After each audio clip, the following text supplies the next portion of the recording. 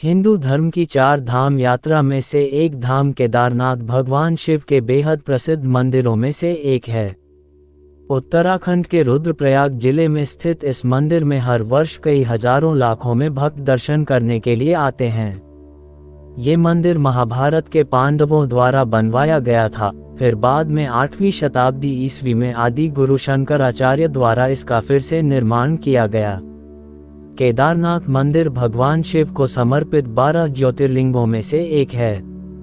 3583 metre की ऊंचाई पर खड़ा यह मंदिर शानदार इंजीनियरिंग और अद्भुत वास्तुकला का एक उत्कृष्ट उदाहरण कहा जा सकता है।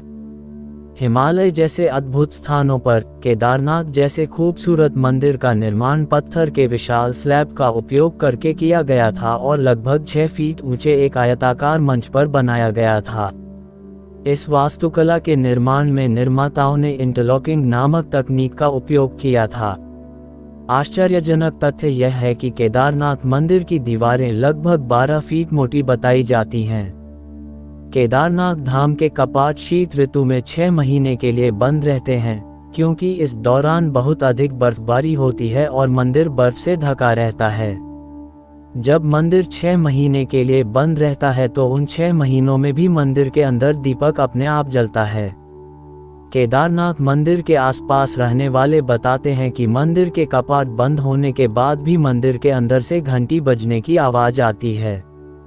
पुराणों के अनुसार इन 6 महीनों में देवता गण यहाँ पूजा करते हैं, यानी मंदिर 6 महीने मनुष्यों के लिए खुला रहता है और बाकी 6 महीने देवताओं के लिए। ऐसा माना जाता है कि केदारनाथ मंदिर की रक्षा भैरवनाथ जी द्वारा की जाती है, जिन्हें भगवान शिव के उग्र अवतार के रूप में जाना जाता है। भैरवनाथ का मंदिर केदारनाथ के मुख्य मंदिर से काफी करीब स्थित है।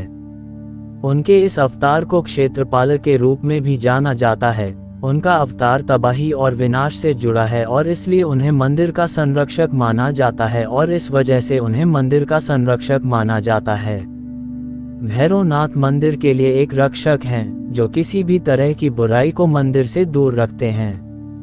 ये भी माना जाता है कि केदारनाथ मंदिर के दर्शन करने वाले लोगों को भैरव बाबा मंदिर के भी दर्शन करने जरूर जाना चाहिए। मंदिर में पूजा पाठ या अनुष्ठान किसी पुजारी द्वारा नहीं किए जाते हैं, बल्कि यहाँ की पूजा विशेष समुदाय के सदस्यों द्वारा की जाती है।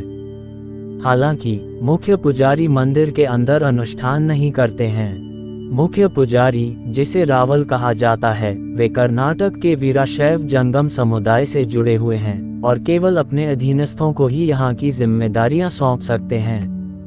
मंदिर में 5 प्रधान पुजारी हैं और हर एक पुजारी घूर्णी पारियों में अपने कर्तव्यों का पालन करते हैं।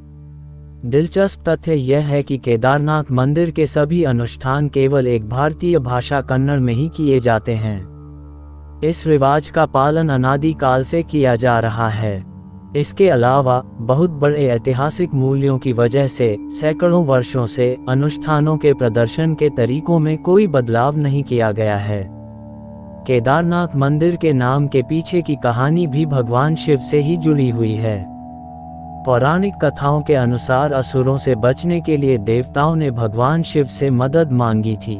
ये देखते हुए शिव जी बैल के रूप में प्रकट हुए। बैल का नाम था कोडारम था, जिसमें असुरों का नाश करने की शक्ति थी। बैल ने अपने सींग और खुरों से असुरों का नाश कर डाला। नाश करने के बाद भगवान शिव ने उन्हें मंदाकिनी नदी में फेंक दिया।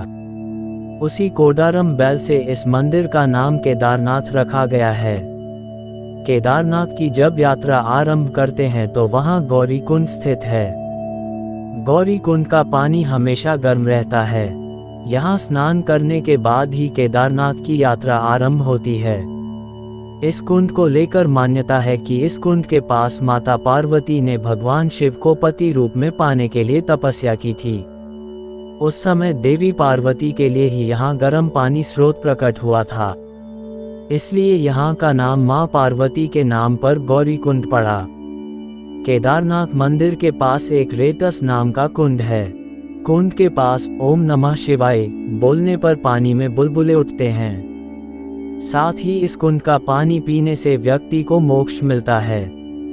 पौराणिक कथाओं के अनुसार केदारनाथ की कथा महाभारत के युग से जुड़ी हुई है। कुरुक्षेत्र के महान युद्ध के बाद पांडव भगवान शिव की तलाश में काशी की यात्रा करते हैं। उनका इरादा युद्ध से पैदा हुए सभी पापों से मुक्ति पाने का था। ये जानने पर भगवान शिव खुद को एक बैल के रूप में बदलकर उत्तराखंड छुप जाते हैं। जहां वे छुपे थे उस जगह को गुप्तकाशी कहते हैं। पांडव काशी से होते हुए उत्तराखंड पहुंचे और वहां भीम ने किसी तरह भगवान शिव को ढूंढ निकाला। लेकिन दिलचस्प बात तो ये थी कि भगवान शिव बैल बनकर जमीन के अंदर छिपे हुए थे, लेकिन वहां से उनकी पूंछ और उनका कुबड़ दिख रहा था।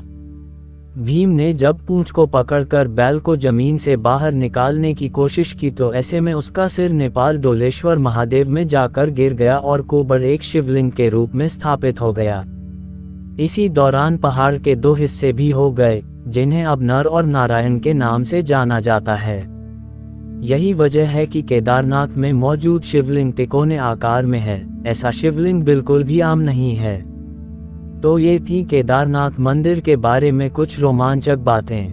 ऐसी ही और जानकारी के लिए हमारे चैनल को सब्सक्राइब करें।